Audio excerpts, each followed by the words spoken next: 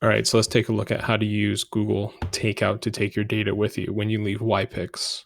So the first thing you're going to want to do is log into your Google account, and in the address bar, go to takeout.google.com. Um, and then we need to follow 3 steps. The first step is to create the export, and that's to select the data that you want to include. So by default, it selects everything.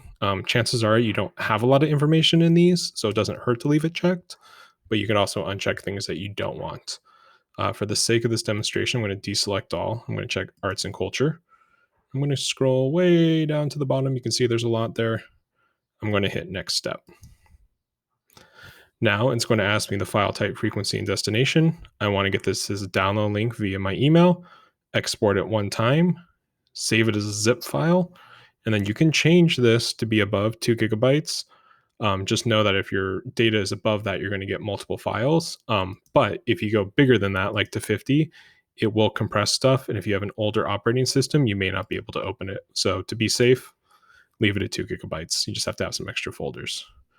Next thing, I'm going to hit X or create export, and that's going to start it. Now this is going to go lightning fast because I have nothing in arts and culture, but it will probably take longer if you're doing your drive or something like that. And so you'll see here, I can download it directly from here. When you go to Takeout, again, up at the top, you'll be able to see your latest export. And you'll also get 2 emails from Google. You'll get one letting you know that your archive has been requested, and then one when your data is ready. So that's, again, Google Takeout. This is the tool you want to use to take things out of your drive with you. Once you leave YPICs, your your Google account will be suspended.